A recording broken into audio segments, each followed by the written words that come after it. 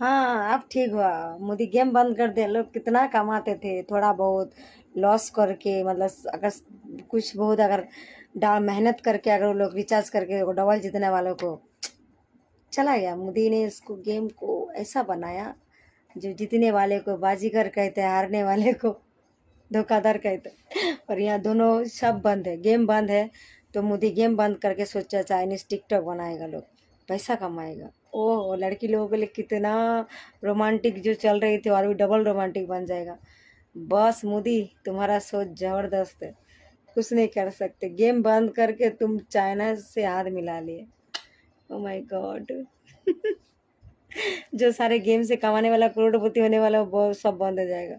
शायद मोदी जलन से फील कर रही थी, जैसे मैं तो प्रधानमंत्री हो गई, जो कमा रही हूँ कर रहा हूँ, पब्लिक इतना क्यों बिना बिना मेहनत में करोड़पति बन जाए। यही बात है चाय वाले के साथ, मोदी के साथ। My God.